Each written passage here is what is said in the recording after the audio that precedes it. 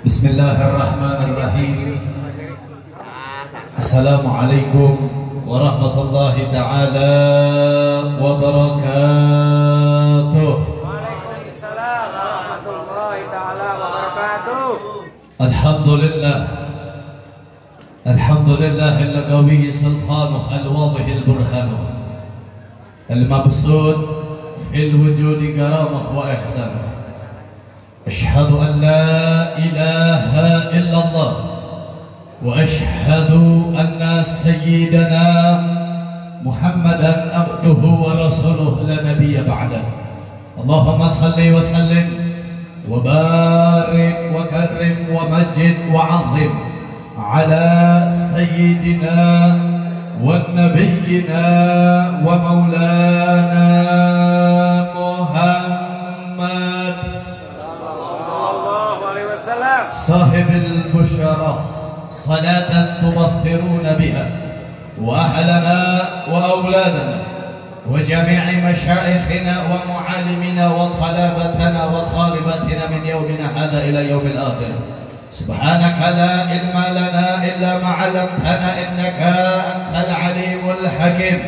فرب اشرح لي صدري ويسر لي أمري wahlul 'uqdatam min lisani yafqahu qawli. Ya Fattah ya Razzaq, amma ba'd.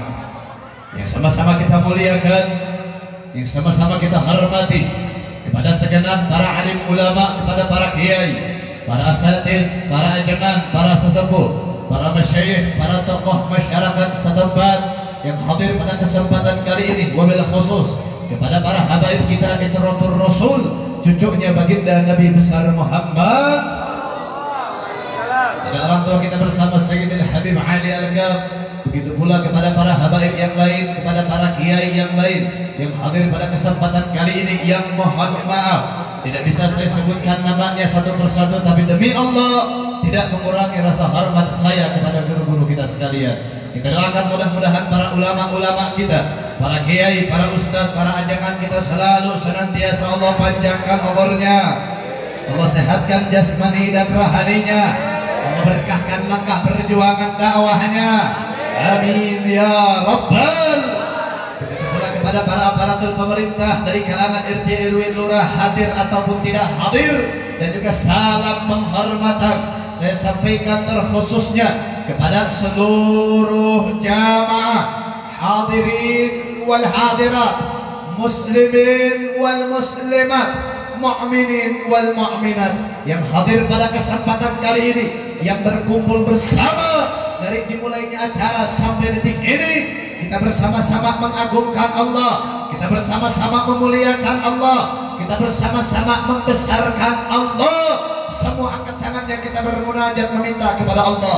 Mudah-mudahan dengan keberkahannya Syahrul Mubarak wa Tarikhil Mubarak wa Yaumul Mubarak, mudah-mudahan tidaklah kita pulang dari ini tempat kecuali seluruh dosa-dosa kita diampuni oleh Allah Subhanahu wa ta'ala. Dosa keluarga kita diampuni oleh Allah, dosa ibu bapak kita diampuni oleh Allah. Bagi di antara kita ada yang sedang sakit, Allah angkat penyakitnya. Yang sedang susah, Allah berikan kebahagiaan kepadanya. Dan mudah-mudahan dengan keberkahan Sayyidil Maulud wal Khaliqil Ma'bud, mudah-mudahan tidaklah kita meninggal kecuali di dalam keadaan husnul khatimah. Amin ya Rabbal. Saudara, sebelum saya mulai, sebelum saya lanjut, minta maaf, minta ridha kepada seluruh jamaah. Kenapa saya memotong minta di awal pertama kali? Karena setelah ini kita harus langsung berangkat ke Margonda. Insyaallah kita juga ada acara di sana, maka insyaallah walaupun sedikit sebentar tapi di sini bisa menjadi keberkahan buat kita semuanya. Amin ya Rabbal. Alhamdulillah. Segala puja beserta puji kita haturkan kehadirat Allah Subhanahu wa taala. Huwallahul ladzi la ilaha illa ghairuh. Yang mana dialah Allah yang tiada Tuhan yang patut kita sembah, yang patut kita minta pertolongannya. Hanyalah kepada Allah kita berkasih, hanyalah kepada Allah kita menyembah.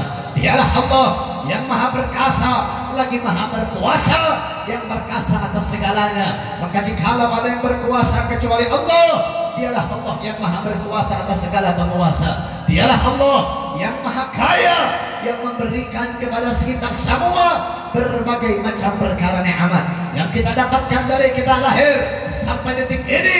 Begitu banyak karunia nikmat yang telah Allah berikan kepada kita semua. Wabil khusus daripada nikmat sehat walafiat, baru setelah itu Allah berikan nikmatul iman, Allah berikan kepada kita nikmatul Islam, Allah berikan kepada kita nikmatul ihsan.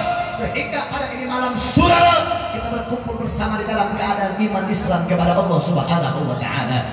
Begitupun Allah memberikan kepada kita semua berbagai macam perkara nikmat. Salah satunya a'zam min ni'matillah, paling agungnya nikmat Allah, paling besarnya nikmat Allah yang Allah berikan kepada kita, yang mana menjadikan kita semua yang berkumpul pada ini malam adalah makhluk dan hamba yang dimuliakan oleh Allah Subhanahu wa taala. Amin ya rabbal. Tapi saudara, di dalam perkara Allah memuliakan makhluknya, di dalam perkara Allah membesarkan mengagungkan makhluknya, ini perlu dipelajari, perlu digarisbawahi, yang mana sejatinya Allah memberikan kemuliaan kepada kita bukan dikarenakan harta yang kita miliki. Oh, Anda banyak emas, Anda bisnisnya lancar, Anda punya mobil yang mewah, Anda punya rumah yang besar, tidak membuat diri Anda mulia di hadapan Allah. Pangkat, derajat, jabatan tidak membuat Anda mulia di hadapan Allah. Mau Anda seorang RT, mau Anda seorang RW, seorang lurah, seorang camat, seorang bupati, seorang gubernur, sekalipun Anda seorang presiden, tidak membuat diri Anda mulia di hadapan Allah. Mau Anda seorang kiai, mau Anda seorang ustaz, mau Anda seorang jenang, mau Anda tiap tahun bolak-balik pergi haji, tidak membuat diri Anda mulia di hadapan Allah. Loh, kok bisa begitu? Kami cinta kepada para ulama, kami cinta kepada para kiai, kami cinta kepada mereka karena mereka itu mulia. Jawaban saya, mereka betul.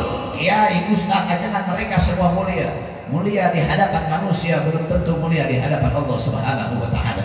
Terlebih, ayo sama-sama kita buka sebuah kitab yang berjudul Sofwatul Zubat. Di syair yang ke-8 disampaikan dalam kitab tersebut, waqala fi syair, fa'alimun bi'ilmihi lam ya'malan mu'adzabun min qabli ubadil watan. Seorang alim ulama, seorang kiai, seorang ustaz, kalian semua ini dimuliakan oleh Allah karena ilmu yang kalian punya, karena ilmu yang kalian miliki. Tapi sayang, ilmu tersebut lam ya'malan, tidak diamalkan, tidak dikerjakan, tidak didawamkan, bahkan digunakan untuk mencari kesenangan pribadi, untuk mengenyangkan perut-perut Anda. Maka apa yang terjadi? Saudara, mu'adzabun min qabli ubadil watan, akan diazab oleh Allah sebelum menyembah berhala. Na'udzubillahi min. Terlebih maaf, di zaman sekarang kita nggak bisa muliakan sebarang ulama, nggak bisa tidak muliakan sebarang kiai. Loh, emang kenapa, Be? Karena di zaman sekarang itu banyak ulama-ulama karbitan, banyak ustadznya ustadz gadungan. Saya bicara seperti ini bukan hanya sebuah fitnah, tapi ini sebuah fakta, dan itu pun ada buktinya. Di Jawa Barat, di salah satu kota besar di Bandung sana, saudara, ada seorang kiai. Dia punya pondok yang besar, dia punya santri yang banyak, dia majelisnya besar, tapi sayang, santriwatinya diperkosa secara bergilir, saudara. Na'udzubillah. Ini saya tanya, seorang ustadz, seorang kiai, seorang ulama memperkosa santrinya, ulama seperti itu muliakan atau jangan? Muliakan atau jangan? Muliakan atau jangan? Namun ayah di dia kiai koski, saudara, cekek hulunan tapi gak baik. Betul. Terus kalau bukan karena pangkat, kalau bukan karena jabatan, kalau bukan karena tahta dan juga harta, lalu kita ini dimuliakan oleh Allah karena apa?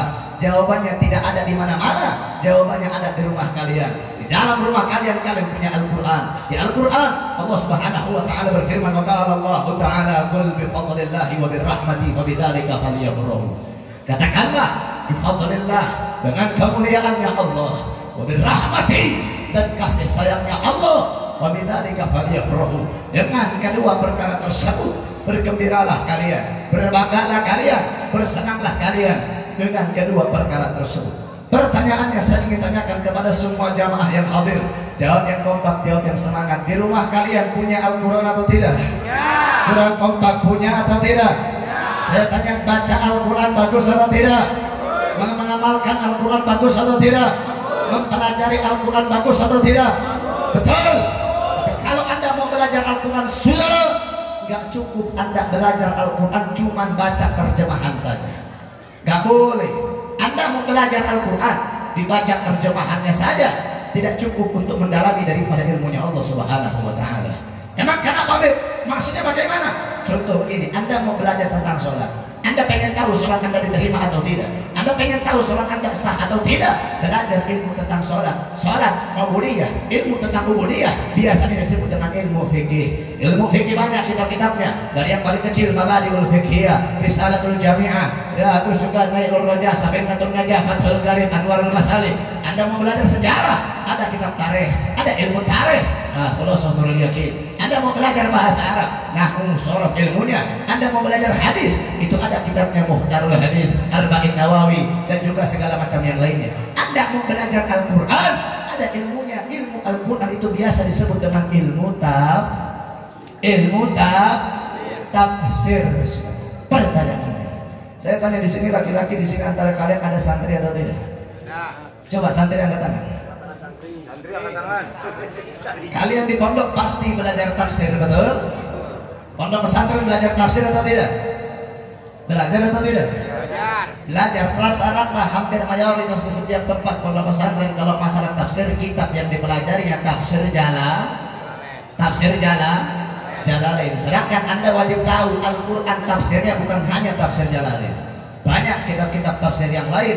Ada kitab tafsir Jailani, ada kitab tafsir karangan Al-Imam Fakhruddin Ar-Razi, ada kitab tafsir karangan Al-Imam Baghawi, ada kitab tafsir karangan Al-Imam Ibnu Jarir At-Tabari, ada kitab tafsir karangan Al-Imam Ibnu Katsir.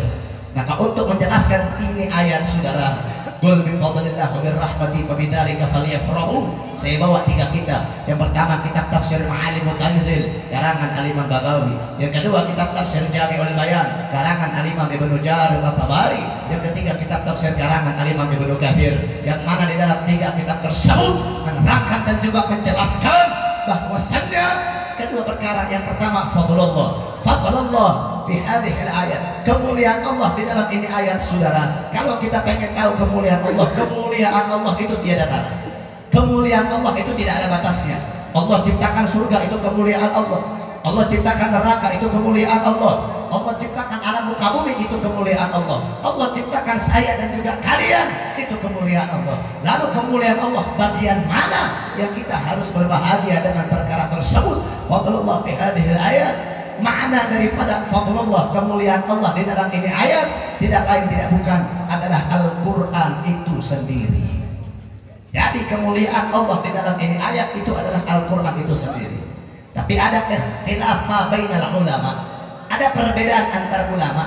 Ada Sayyidina Abbas mengatakan fadlullah laisa min Al-Quran, fadlullah bukan termasuk daripada Al-Quran, akan tetapi ilmunya Allah Subhanahu wa Ta'ala. Nah, terus mana yang benar, ilmu atau apa Al-Quran? Ijma' ulama, mayoritas ulama sepakat bahwasanya kemuliaan Allah adalah Al-Quran, yang mana dalam itu ayat kemuliaan Allah adalah Al-Quran. Pertanyaan yang ingin saya sampaikan kembali, semua jamaah di sini punya Al-Quran atau tidak? Ya. Al-Qurannya dibaca atau tidak? Yakin? Betul. Namun Persib bermain, siapa milik Persib atau Al-Quran?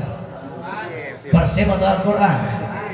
Saya pun ngabohong menjawab baik, yang doakan saya boga pamajikan dari sebelah ya. Arek, jawab sing jujur, lu milih Al-Quran atau Persib?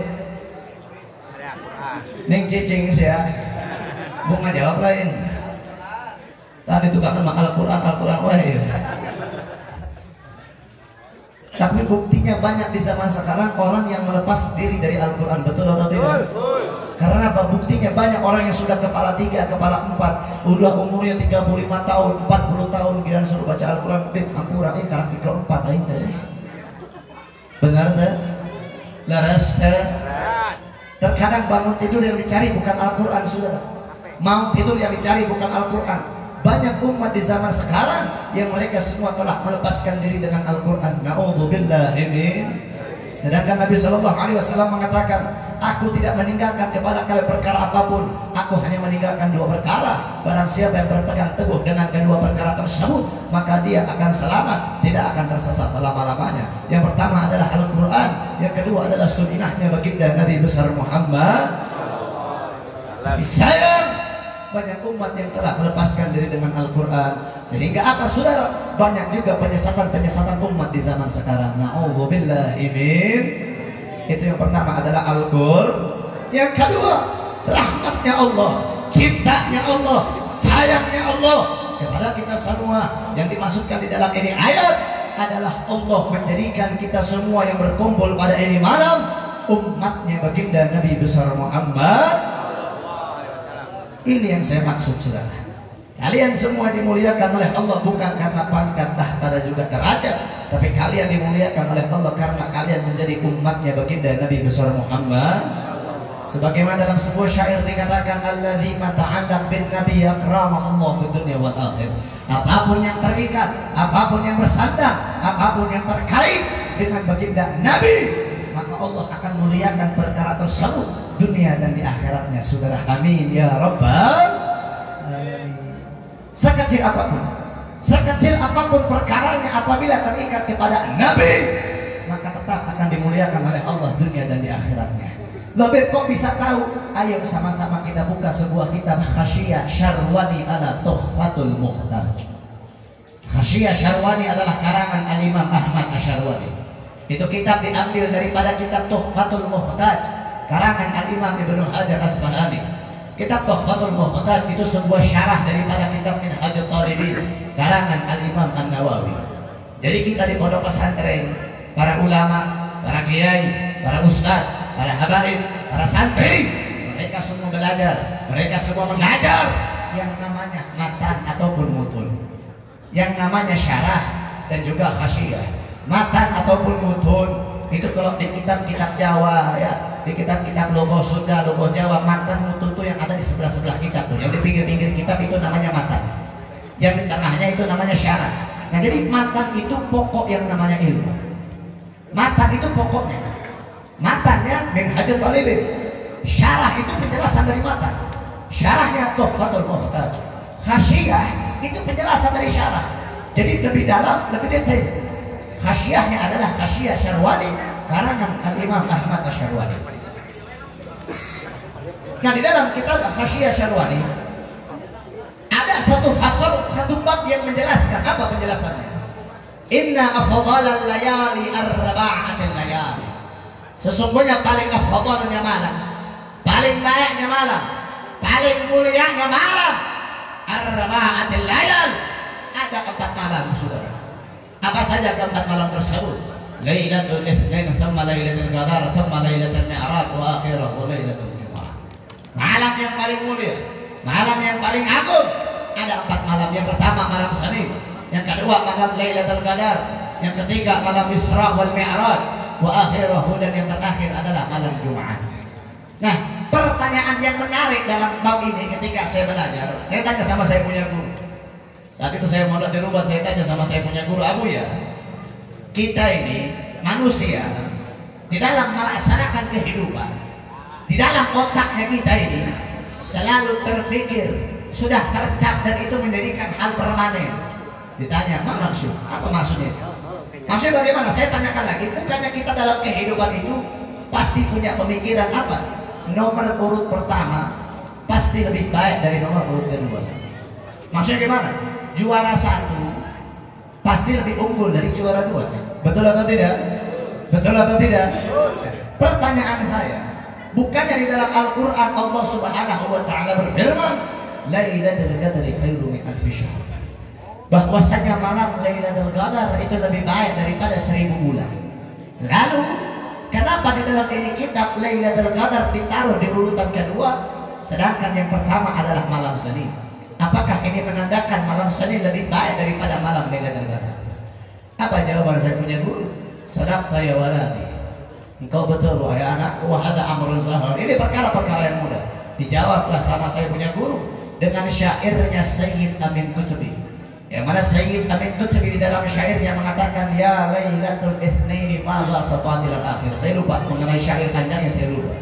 Inti daripada penjelasan syair tersebut, apa yang membuat malam Senin mulia, apa yang membuat malam Senin lebih agung daripada malam-malam yang lain? Karena Allah tidak akan menciptakan malam Lailatul Qadar kalau bukan karena sebabnya malam Senin.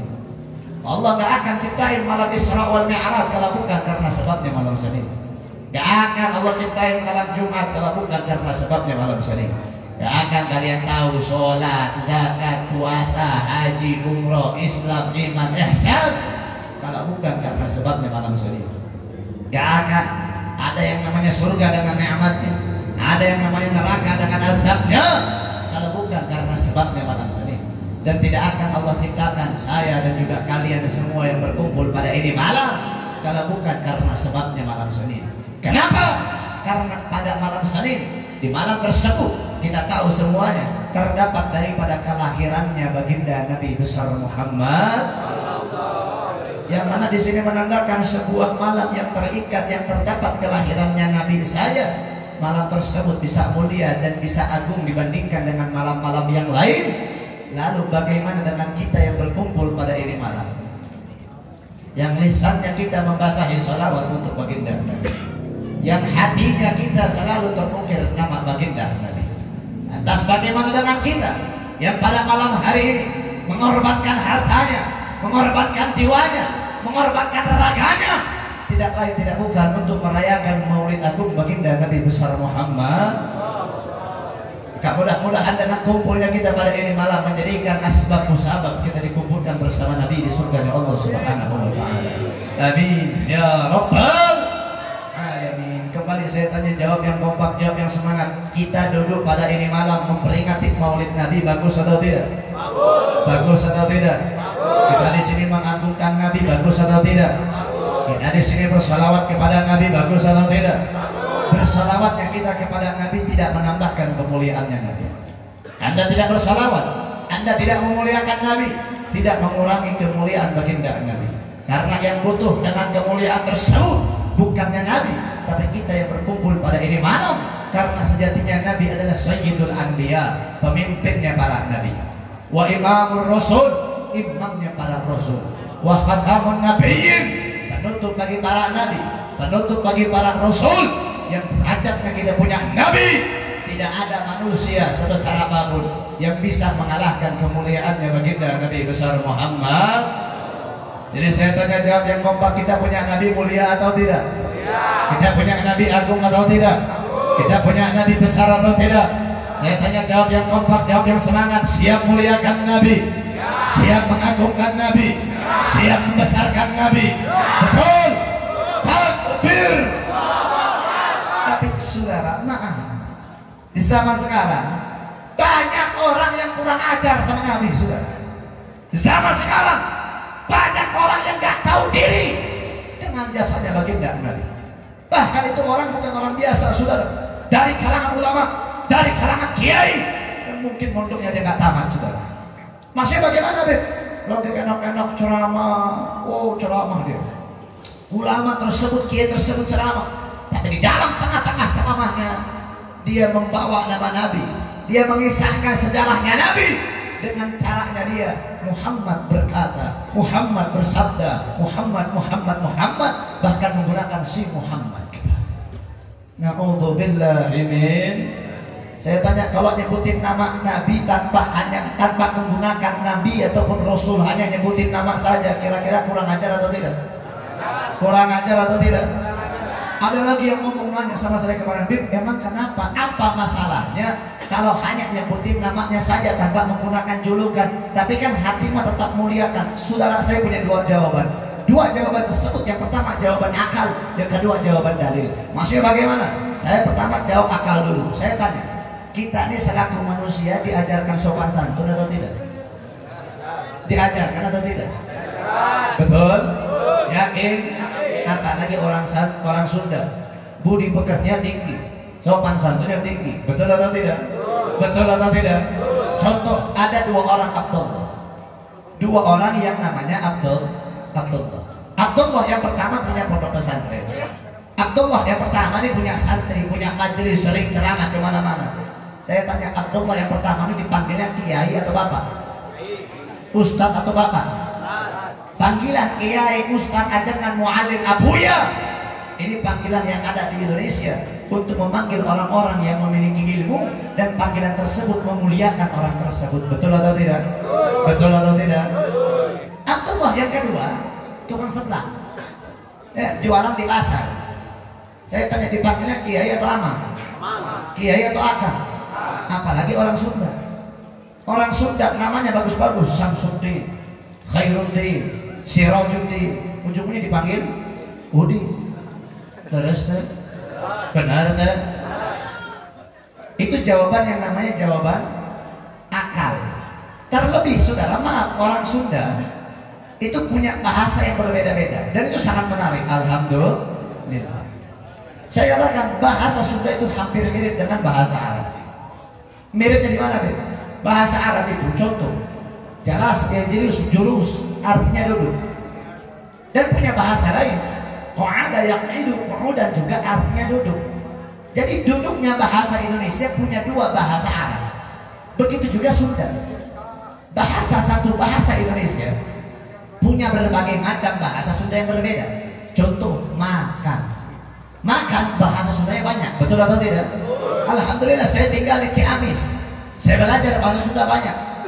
Bahasa makan Sunda yang saya tahu itu jajablo, lolodo, teteki, apa lagi, tuang, dahar, mam, nada, terus apa lagi? Nyatu, gitu. Nanti kita, leboknya, nanti, dahar lah, pokoknya tanya, lobanya, loba tuh. Loba, coba seandainya aing kaki aing kieu, nya ngomong kaki aing, sok katulah, kalau bawa kelak, sok jatuh lah, kira-kira pantas tuh. Kalau ke kiai bahasanya apa? Tua, emang, neda, itu kan bahasa-bahasa halus, ya kan? Kok orang tua juga begitu, betul atau tidak? Maka kok kalau sama Nabi kok nggak ada sama sekali memuliakan? Itu jawaban akal. Jawaban dalil mana, Beb? Allah menada kulan nabi bismihil mujarrad fi Qur'anil Karim. Di dalam Al-Qur'an Allah menyebutkan kullun nabi, seluruh nabi, seluruh rasul, bismihil mujarrad, hanya dengan namanya saja. Mana, Beb, ayatnya? Saya ingin tahu. Di dalam Al-Qur'an Allah Subhanahu wa taala berfirman, "Ya Zakaria, inna nubashiruka bi ghulamin ismuhu Yahya." Di ayat yang lain Allah berfirman, "Ya Yahya, khudhil kitaba biquwwah." Ayat yang lain, "Ya Ibrahim, qad sadaqta ru'ya." Ayat yang lain, "Ya Musa, inni ana Allah." Ayat yang lain, "Ya Isa, inni mutawaffiq wa rafiqa ilayya." Ayat yang lain, "Ya Adam, kun anta wa zawjukal jannah." Ayat yang lain, "Ya Nuh, innahu laysa min ahlik." Kullun nabi bismihil mujarrad. Seluruh nabi disebutkan oleh Allah bismihil mujarrad, hanya dengan namanya saja. Beda ketika Allah sebutkan kita punya nabi, Allah panggil dengan panggilan yang mulia, Allah berikan julukan kepada nabi. Allah berfirman dalam Al-Quran, wa qala Allah Ta'ala, "Ya ayyuhan nabi kulli azwaji, ya ayyuhar rasul, ya ayyuhal mudaththir, ya ayyuhal muzammil." Siapa mendengar, ada di dalam Al-Quran hanya menyebutkan namanya saja. Mana ayatnya? Mari kita lihat. Wa qala Allah Ta'ala, "Wa ma Muhammadun illa rasul." Dan tidaklah kita punya nabi illa kecuali rasul. Kembali Allah berikan julukan rasul kepada baginda Nabi besar Muhammad. Maka di sini menandakan kita punya nabi, derajatnya tidak akan ada yang pernah bisa menandingi kemuliaan nabi. Sudah kita punya nabi, ini menjadikan kita nikmat. Karena apa? Nikmat kita dijadikan oleh Allah sebagaimana umatnya Nabi, yang mana kita tidak akan masuk, seluruh umat tidak akan masuk ke dalam surga sebelum seluruh umatnya kita punya Nabi. Kita semua masuk ke dalam surga terlebih dahulu. Alhamdulillah. Saya tanya, kira-kira sampai sini jelas? Sampai sini paham? Betul? Yakin? Benar? Lanjut mual. Lanjut mual. Baik, jangan marah. setengah 10 ya. Setengah 10 nya. Tah sekedik deui nya berkah di kurang kabeh alhamdulillah. Ikhwan rahimakumullah, kembali saya tanya lagi. Kita di sini memperingati Maulid Nabi, bagus atau tidak? Bagus atau tidak? Betul. Yakin? Saya tanya lagi, di kampung ini kalau ada yang meninggal, tahlil atau tidak? Suka tawasulan di sini? Suka ziarah di sini? Betul. Yakin? Benar. Tapi ada saudara orang yang baru pulang dari Mekah, jenggot selapis 2 lapis, di jidat ada 2 tompel, pakai celana cingkrang. Balik ngomong kayak begini. Arek naon saya merayakan Maulid, Maulid mah bid'ah. Di zaman Nabi itu sesat. Nah itu namanya kaum-kaum sepotong, saudara. Apa nama kaumnya? Yang pertama ada Salafi Wahabi, yang selalu mengatakan Maulid, tahlil, tawasul, ziarah itu sesat. Yang kedua, Persis ataupun Persatuan Islam. Yang saya tanya, coba saya tanya, orang Persis tahlil atau enggak? Maulid apa enggak? Mereka ngomong Persis apa? Maulid itu haram. Tahlil itu haram karena itu ibadah yang tidak ada di zaman Nabi, dan Nabi tidak mengajarkan, para salafus saleh tidak mengajarkan. Saya tanya, perkara seperti ini pada malam hari ini jelaskan atau jangan? Jelaskan atau jangan? Betul. Yakin. Karena saudara, orang Wahabi ini ngomong seperti ini bukan sembarang ngomong kosong. Ini sebuah fakta. Betul adanya, dan mereka ngomong tuh pakai dalil. Apa dalilnya? Dalil tersebut adalah hadis baginda Nabi besar Muhammad. Apa yang punya hadisnya? Hadis tersebut banyak, mereka ini ngomong banyak, pakai hadis-hadisnya banyak. Tapi salah satu yang sering mereka pakai hadis tersebut, waqala Nabi sallallahu alaihi wasallam, kullu bid'atin dhalalah wa dhalalah fil nar. Segala macam perkara ibadah yang tidak ada di zaman Nabi itu sesat, dan orang yang melaksanakannya ditempatkan di neraka oleh Allah Subhanahu wa taala. Ini hadis. Kan kalau dalam hadis itu ada tingkatan-tingkatan. Ada hadis sahih, hasan, dhaif, mutawatir, munqati. Ini hadis benar, saudara, nggak salah. Ini hadis benar, nggak salah. Yang salah itu orang yang belajar hadis. Loh, kok belajar hadis salah? Oh, enggak, belajarnya bagus, menghafalnya bagus, tapi cara belajarnya itu yang salah. Mata nasihat dengan aing, namun saya keur ngadengkeun ceramah kiai, ustad, ajengan sahawai pengalaman keur taklim, keur belajar. Entong ngalobakeun kana HS. Lamun sia ngaji lobakeun kana HS, budak-budak jadi Wahabi sia. Benar teh? Leres teh? Emang kunaon lamun sia ngaji lobakeun HS, contoh aing keur ceramah sia HS wae. Kira-kira ngadengkeun aing moal. Moal. Tengah dengek, ujung-ujung naon teh? Kasih Habib kamari ngomong naon ya teh? Oh, masalah bid'ah, oh berarti namun gitu. Hadis Nabi teh bener tah. Maulid teh bid'ah geus urang tong merayakan Maulid. Kacau teh. Kacau saudara. Dan buktinya ada apa tidak? Ada. Saya tanggal 6 November kemarin haul akbar di daerah Bandung, saya diundang. Di daerah Marga Asih Bandung. Acara alhamdulillah jamaah mungkin lebih dari 5.000 orang saya. Saya ceramah dengan Habib Muhammad Al-Attas, mana itu dari para imam besar. Akhirnya saat itu ketika saya sampai di tempat istirahat, contohlah anggap seperti ini rumah ya, ada satu ibu-ibu lewat teriak deh, dan dengerin aing sia lamun sia karena ngaji deh, entong loba entong ngaji sing bener lah pokokna mah ucap manehna ya. Ngaji sing bener, ngaji sing jero. Maulid teh bid'ah sesat lantaran eta teh di zaman Nabi. Rek naon sia ngarayakeun Holocaust kieu? Ieu teh ibadahku sesat sia tong aya ke kos kieu. Cek aing teh ngomongnya ka panitia. Ieu jan kunaon ieu si ibu-ibu ieu karang keluar rumah sakit saudara. Dijelaskeun ku maneh Nabi, ieu ibu-ibu teh nya baheula teh donatur pondok ieu. Baheula pan ieu teh 30 tahun ya. Baheula 2 tahun kapungkur mah ieu ibu-ibu jeung keluargana sok hadir wae bib. Sok hadir wae acara maulid di dieu. Tapi semenjak ngadengekeun ceramah salah sahiji ustad di YouTube, nya saha ustadna jenggotna panjang, nya kayak tompelan 2 anak hulu, celanana cingkrang. Saha ngaranna di pokona mah aya litan gitulah nya, ujung-ujungna aya lamah-lamahan gitu nya. Ngai teh nya mun sia we teangan sorangannya. matanya mau soal ngaran tapi aingnya hubungan nanti. Nah, sama jangan ngadakan ceramah maneh. Nah, akhirnya anti bib jeung maulid teh. Sakeluarga anak istri salaki kabeh anti karena maulid. Coba, aing tanya nih. Nama perkara kosnya bahaya tuh. Bahaya. Mata ngelamun ngaji tong lobakeun kana hees. Ya nya dengekeun aing ieu. Di awal mula aing ngajelaskeun. Aya matan syarah juga khosyah. Matan itu pokoknya ilmu. Anggap hadis ini pokok daripada sebuah permasalahan. Syarah itu penjelasan dari matan. Ini hadis punya juga penjelasan. Ada dua penjelasan. Yang pertama penjelasan syarah. Yang kedua penjelasan matan. Saya tanya semua umat Islam yang hadir pada saat ini mazhabnya Syafi'i atau bukan? Syafi'i. Alhamdulillah. Imam Syafi'i menanggapi ini hadis dan beliau mengatakan al bid'atu bid'atani. Yang namanya bid'ah itu dua bid'ah. Syarahnya ini hadis yang qasimu bid'ah ada qismain. Terbaginya bid'ah menjadi dua bagian. Jadi sama-sama dua bagian. Apa saja kedua bagian tersebut? Yang pertama bid'atul hasanah, bid'ah yang baik. Yang kedua bid'atul dhalalah, bid'ah yang sesat. Maksudnya bagaimana untuk mengkategorikan baik juga sesat bagaimana? Contoh sekarang hari Jumat, alhamdulillah. Yang laki-laki saya tanya tadi sholat Jumat nggak? Sholat atau enggak?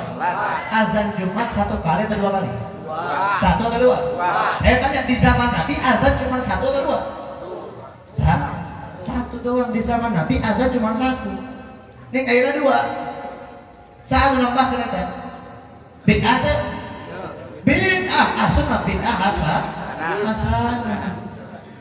Dari zaman Sayyidina Rasul sallallahu alaihi wasallam sampai Sayyidina Abu Bakar, Sayyidina Umar, azan Jumat cuma satu kan? Ziyadatu azanul Jumat di zaman Utsman bin Affan bi azani. Ditambahkan azan Jumat di zaman Sayyidina Utsman bin Affan menjadi dua azan. Kenapa ditambahkan? Bisabab kafratin nas. Karena semakin banyaknya manusia khawatir kalau cuma satu kali orang yang jauh nggak kebagian buat sholat Jumat. Jadi ditambahkan menjadi dua azan walaupun itu bid'ah tapi untuk kemaslahatan tapi nu leuwih nyerikeun kana hate naon ayeuna hungkul lembes dua kali nya bayangkeun saya baheula hiji ditambahkan jadi dua kunaon karena loba jalan ayeuna geus dua kali azan azan mah azan tapi sia eueuh bener teh leres teh azan mah azan gawe mah dilanjutkeun salat Jumat tinggalkeun bener teh leres teh kemudian aya ciri-ciri cudaknya nyaho tuh sia ciri-ciri cudaknya rek nyaho ciri-ciri cudaknya lamun imam keur khutbah azan keur dikumandangkeun karah ngeunaheun nguduk tukang masjid. Tah eta ciri-ciri cudaknya aya teh apa situ aya teh mana dari mana ya nya koeng doakeun sia lamun isukannya Jumat hareupnya ayo doakeun ya masih kopul kok nya lamun imam keur khutbah sia kalah ngeunah ngobrol kalah ngeunah ngudut tukang masjid koeng doakeun bingung sia seuing maju ka hareup amin ya rabbal awas ya doain sok mustajab ya teu percaya buktikeun ka sia ya nya kiai satu akan khutbah diomongkeun naon sahaja minum ngobrol keur khutbah amal ibadahna moal katarima ngobrol hukum tenapi teu bisa ngobrol hukum teu kae kemudian sakarah ngeunah ngudut tukang masjid na'udzubillahi min kudu tambahkan di 3 kali kudu entong nya geus 2 kali hukumnya geus cekap bedanya tak eta pengertian masalah bid'atul hasanah jaga bid'atul dhalalah pengertian bid'ah baik sama bid'ah yang enggak baik terus contoh bid'ah yang enggak baik itu bagaimana? Saya tanya di zamannya Nabi ada beduk apa enggak? Ning cicing. Beduk di zaman Nabi aya teh? Aya teh? Ah benar. Ini kasar lagu saya kan jawabnya. Geus we nya ieu tentang masalah beduk ya. Ya, ieu mah ieu dengekeun aing heula dengekeun moal. Tong kasinggung sia nya entong ya. Tong. hampura di zaman ayeuna aya jelema ge nu kablinger ngajina nu ngomong naon nu urang pake ayeuna teh haram cenah speaker teh haram.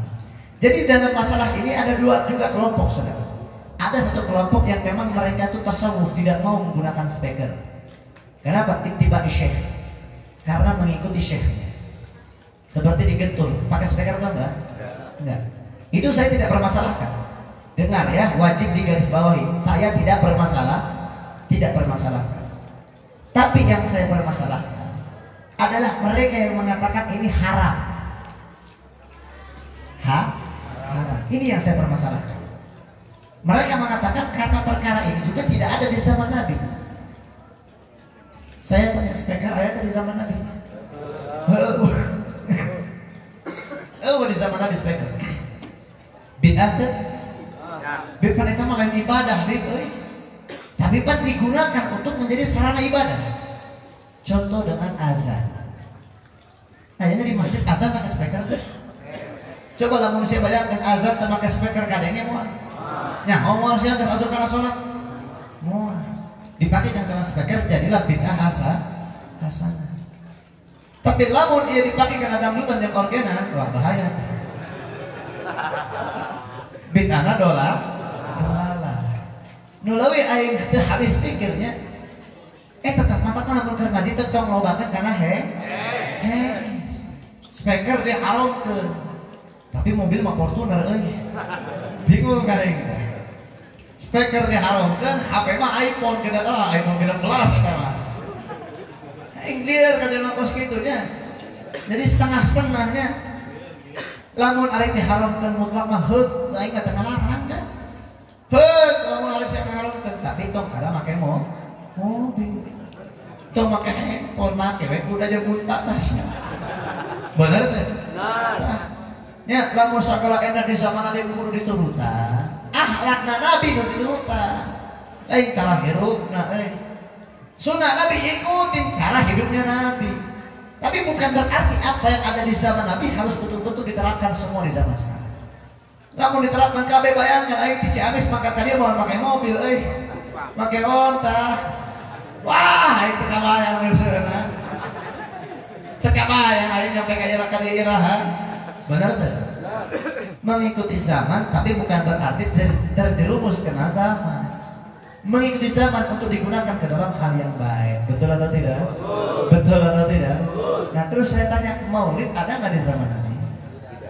Tahlil ada nggak di zaman Nabi? Tawasul ada nggak di zaman Nabi? Ziarah ada nggak di zaman Nabi? Nggak ada.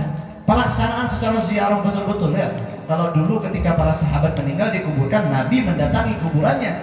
Tapi kan beda ziarahnya Nabi dulu dengan zaman sekarang. Kalau kita kan ziarah baca kan salamullah ya sada minar rahman ya syakur ibadallah sampai akhir. Kita duduk di makam baca doa tahlil yasin segala macam, kita kirimkan Fatihah. Betul atau tidak?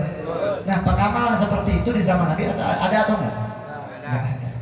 Terus saya tanya, maulid nggak ada di zaman Nabi, bid'ah atau tidak? Bid'ah atau tidak? Manusia arek masuk ke kana bid'ah sok wae. Ngomong aing mah embung. Bising culango aing ka Nabi. Bising kurang ajar aing ka Nabi.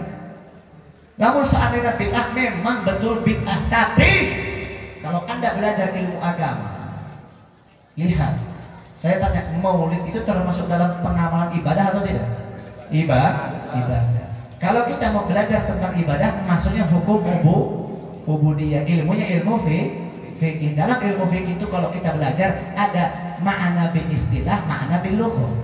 Jadi ada dua kan, ya, makna bil lughah sama makna bil istilah. Makna bil lughah oke, bid'ah.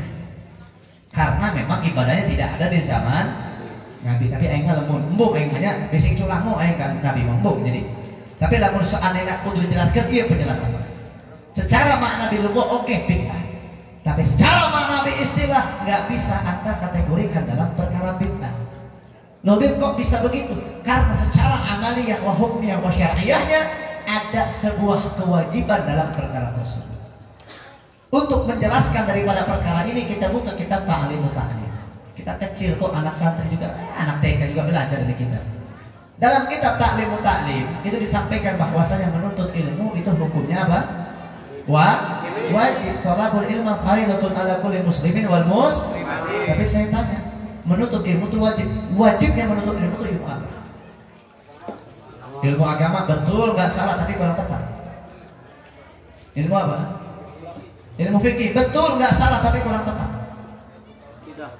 Ilmu apa? Ilmu adab benar nggak salah tapi kurang tepat. Pengen tahu yang lebih tepat apa? Wajib talabul ilm. Jadi dari kata talabul ilm fardhatun ala kulli muslim wal muslimat, di dalam kata ilmu ada sebuah penjelasan. Wajib talabul ilm, wajibnya menuntut ilmu, ilmul hal. Ilmu keadaan. Maksudnya bagaimana ilmu keadaan ini? Nah, di dalam kata hal ada juga taklidnya, penjelasannya. Ma yatawassalu ilal wajib fahuwal wajib. Ma yatawassalu ilal fardh fahuwa fardh. Apa yang mewasilahkan kepada perkara wajib, maka hukumnya adalah wajib. Ilmu hal, keadaan. Saya tanya, kita semua di sini Islam atau bukan? Maka wajib menuntut ilmu tentang Islam. Kenapa? Karena kita subuh, zuhur, asar, maghrib, isya wajib atau tidak? Kenapa wajib? Apa? Wajib kan? Wajib. Maka wajib juga bagi kita untuk menuntut ilmu tentang sholat. Kenapa? Karena perkara tersebut wajib. Nah, untuk menjelaskannya lagi ya, untuk lebih menggampangkannya lagi. Contoh, saya tanya, sini karena laki-laki semua, perempuan di belakang. Saya tanya, bagi seorang perempuan menutupi aurat dari ujung rambut sampai ujung kaki hukumnya wajib atau sunnah? Wajib atau sunnah? Wajib atau sunnah? Wajib. Nggak ada toleransi dalam perkara tersebut. Tapi saya tanya lagi, bagi seorang perempuan kan yang namanya seorang perempuan masuk shopping ya, benar? Wah, bakal belanja nomor 1. Beli baju tuh hukumnya wajib atau sunnah? Wajib atau sunnah? Wajib. Tapi hukum dasarnya bukan wajib. Hukum dasar memberi pakaian itu mubah. Dilakukan melaksanakannya wajib bagi kajian. Tapi akan ada taghayyurul ahkam. Perubahan hukum yang tadinya mubah menjadi mutlak wajib. Apabila wajib tersebut digunakan untuk menutupi aurat, maka membeli pakaian menjadikan wajib. Kembali gunakan faedah ma yatawassalu ilal wajib fahuwal wajib. Sampai sini jelas? Sampai sini paham? Saya tanya, sholawat sama Nabi hukumnya wajib atau sunnah? Wajib atau sunnah? Saya sunnah ngomong sunnah, nah dalil langsung. Ya orang kan nggak bahas dalilnya, benar tak? Tapi makmum soal lamun ceramah, temakai dalil, temakai referensi kitab, nggak? Di sini pertanyakan kumaha hukum lain. Maka kalau naik ceramah, pakai tak kitab boleh bawa kabeh. Karena di kitab alhamdulillahnya, ya singnya isinya. Ayolah di hulu aing banyak. Atuh kieu lo aing mondok bertahun-tahun banyak lo manfaatna. Bener teh? Shalawat ka kanjeng Nabi hukumnya wajib atau sunnah? Wajib. Dalil naon? Allah berfirman dalam Al-Qur'an, Allah Ta'ala, ya ayyuhalladzina amanu sallu alaihi wa sallimu. Hei kalian orang-orang beriman. Sallu. Saya tanya, hei kalian orang-orang beriman. Berarti ya saya tanya, kita semua di sini beriman atau tidak? Beriman. Berarti ini ayat menunjuk kita, mengarah kepada kita, betul atau tidak? Untuk apa? Sallu, bersolawat. Nah, sebelum kita jelaskan lagi ke ayat selanjutnya, dalam kalimat sallu, kalau kita gunakan kaidah nahwu sharaf, itu kalimatnya fi'ilnya fi'il apa? Fi'il amar. Sallu, fi'il amar. Apa fi'il amar? Kalimat perintah. Terus saya tanya lagi, di kalimat sallu itu ada wawunya atau enggak? Ada. Maka itu menjadikan kalau ada sebuah wawu ya dalam sebuah fi'il, terlebih itu fi'ilnya amar, maka itu menjadi jamak, bukan kepada satu orang tapi kepada seluruh orang. Jamak kembali kepada khobarnya, yaitu orang muslim, orang mukmin. Berarti ini sebuah kewajiban buat kita semua. Untuk apa? Bersolawat kepada siapa? Alaihi, kepada baginda Nabi besar Muhammad. Maka di sini ayat ini menandakan bersolawat kepada Nabi hukumnya adalah wajib. Solawat itu sebuah pujian, mengagungkan, memuji nama Nabi. Begitupun dalam maulid. mau maulidnya Sibtu Duror dia ulami atiba barzaki syariful anak maulid kulluhum semuanya maulid itu syair-syair yang mengagungkan Nabi. Betul atau tidak? Betul atau tidak? Saya tanya, dalam peringatan maulid ada nggak salawatnya?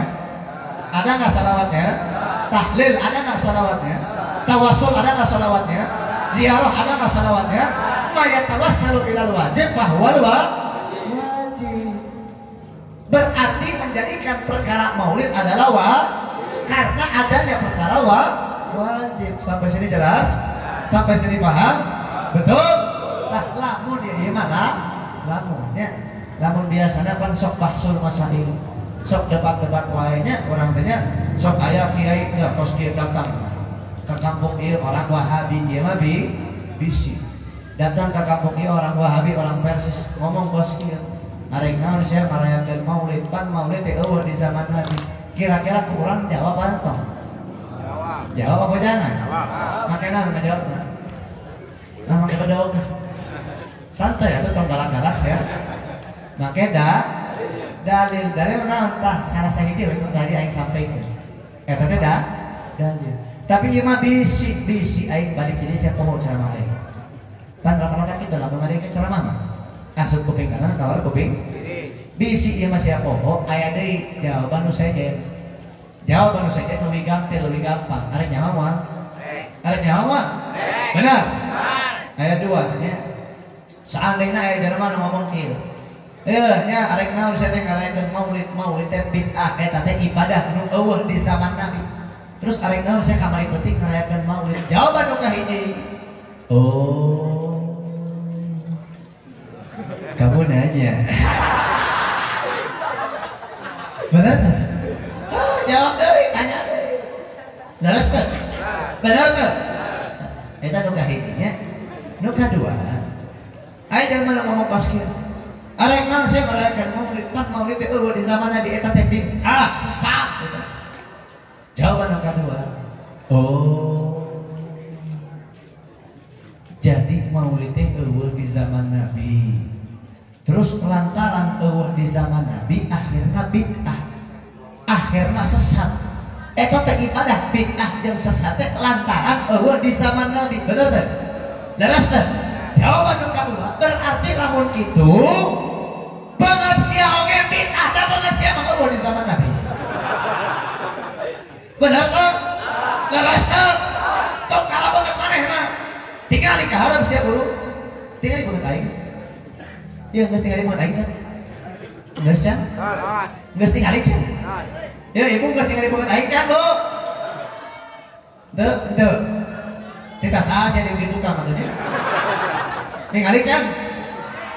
Banget kos kieu aya teh di zaman Nabi. Banget aing aya teh di zaman Nabi. Banget kos kieu ge eueuh di zaman Nabi komode banget kos sia. Benar teh? Terus lamun banget aing eueuh di zaman Nabi banget aing bid'ah gitu. Wawanian saya ngomongkeun aing bid'ah. Terus banget aing sesat gitu. Banget aing masuk neraka gitu. Tidak seperti itu besti penjelasannya. Mantap lamun ngaji tong lobagan kana he. Lamun saya ngaji lobagan kana he sudah ulang dari wahab. Na'udzubillahi min. Sampai sini jelas. Sampai sini paham. Betul. Jam sabaraha eta mah saya jam 10-nya alhamdulillah. Sebenarnya mah arek deui ku aing dilanjutnya tapi keweh part kaduanya insyaallah. Berarti lamun aya part kadua tong poho we undang aingnya. PR. Alhamdulillah. Doakeunnya aing ya sadacan ku aing tutup nya. Sebenarnya aya deui penjelasan. Penjelasan naon? Kunaon sebab loba ajaran sesat kos kitu. Aya pembelajaranna tapi insyaallah saya juga mengundang jamaah di sini buat hadir tanggal 3 nanti Desember insyaallah di Cijeruk. Nyawa tuh Cijeruk di kediaman yang guru kita Habib ajarkan. Itu ada tabligh akbar, insyaallah juga kita hadir. Kalau tidak berhalangan, doakan mudah-mudahan ya nanti kita bisa lagi penjelasannya di sana nanti insyaallah. Doainnya pantarede aing ya sadacan ditutup aing minta doa. Tadi di awal mula aing geus ngadoakeun sia. Enak gantian sia ngadoakeun aing. Ya, arek moal ngadoakeun aing. Arek moal. Benar. Doakeunnya aing alhamdulillah aing nanti geus tinggal di Ciamis. Jauh teh? Jauh tuh? Jauhnya 7 jam perjalanan tadi. Alhamdulillah. Nya mata kena eta panitia sing kondisikeun we nya. Sing ngerti ka aing nya. Jauh aing ka dieu teh. Tong dianggap seriusnya. Heureuy. Ya, di Ciamis alhamdulillah saya sudah dihibahkan tanah seluas 1 hektar. Alhamdulillah. Ya, insya Allah akan dibangun pondok pesantren tahfidzul Quran, ribatul ilmi wa dakwah. Ya, maka doakan mudah-mudahan pembangunan ini dilancarkan oleh Allah. Amin. Kalau ada di antara antum sekalian mau mondok, foto silahkan. Ya, persyaratannya nu penting mah 12 tahun kaluhur, arek laki jeung awewe beda. Ya, pokokna mah ti aya persyaratan naon umur 12 tahun kaluhur. Lamun laki ngaji jeung aing, lamun awewe teu ngaji jeung aing. Beda nya di pondok aing lamun awewe ngajina jeung awewe deui. Jeung ustazah deui lain jeung ustaz. Nah, jadi beda ya. Tadi disatukeun ku aing. Persyaratan anu deui nu penting 12 tahun kaluhur. Arek sia yatim ke, arek piatu ke, arek yatim piatu ke, arek buka kolot kena ke, arek mampu, arek teu mampu, pokona mah 100% pondok aing teh gratis. Mata doakan aing sing beunghar. Sing gampang merek bangka santri. Ya, tapi eta gratis teh teu selamana. Nah, aya batas-batas lagi lo aing lah. Namun gratis wae mata kon aing euy. Gratis nabi ira Habib nepi bangunan geus jadi. Namun bangunan geus jadi mau bayaran dulur sadar diri sia gelo pondok aing mah AC kabeh. Kamar alhamdulillah kamar saya pakai AC kamar aing. Kamar santri pakai AC. Naon AC teh angin Ciamis. Benar teh? Teh enggak bohong, Pak. Angin Ciamis. Alhamdulillah. Dalam bangunan guys jadi aya bayaran. Tapi bayaran hanya diperuntukkan untuk yang orang tuanya masih ada dua-duanya dan juga mampu dalam ekonomi. Namun yatim hungkul atau piatu hungkul atau kurang mampu atau yatim piatu pokoknya tetap gratis. Tapi lamun saya datang ke pondok aing mawa anak sianya terus bebeja bib bib saya teh kurang mampu bib penghasilan saya kan 1 juta hungkul sebulan. Ya kajian tetap ya. Arek sia ngabohong ge kajian. Kajian sia ngabohong ka aing ge nu penting lamun sia ngabohong ka aing kamar pondok aing langsung jatuh miskin sia seumur hidup. Eta doa di aing ya. Nah doakan sing pembangunan ini dilancarkan. Amin. Amin ya robbal. Nu kadua doakeun aing teh bulan Oktobernya bulan Novembernya. Nah, kamari bulan Oktober. Tanggal 20 Oktober tadi ulang tahun Alhamdulillah. Ulang tahunnya jadi tokohnya sia dari hadiah ka aing. Tak ulang tahunnya. Tahu kata-kata tahu. Ya, kita tanya we ka panitia alamat imah aing di Ciamis minta alamat kiriman paket we ka imah aing. Hajian. Tapi lamun saya kiriman paket untuk bayaran COD. Awas. Santet terus ya ku aing. Kita mulai dari hadiah, dari beban ka aing. Ini resep-resep heureuy saananya. Kunaon be resep heureuy? Soalna dibalik heureuna aing aya dendam, aya derita nu aing rasakeun. Derita naon ku aing ceritakeun nya. Tanggal 20 Oktober teh aing ulang tahun. Tanggal 19 Oktober jam setengah 11 malam, 1 jam setengah deui tah asup ka tanggal 20 Oktober. Alhamdulillah aing boga pamajikan ngalahirkeun. Alhamdulillah. Eta mah beban eta lain beban. Rahmat ya Allah, benar tuh. Da Allah mah nyaah ka aing. Sayang ka aing ge lo teu aing arek ulang tahun dibere hadiah ta anda. Alhamdulillah kelahiran anak awewe. Berat badanna 4,3 kilo. Panjang badanna 52 cm.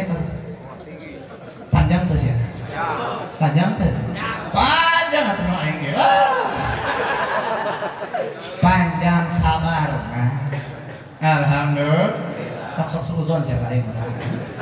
Tahnya ieu teh nya mata tadi aing ngomong teh aing ayeuna robakeun heureuy nya resepna heureuy kunaon soalna aing wah keur kasiksa ieu awak. Alhamdulillah. Nya doakeun aing sing sehat-sehat oge. Amin. Tuh.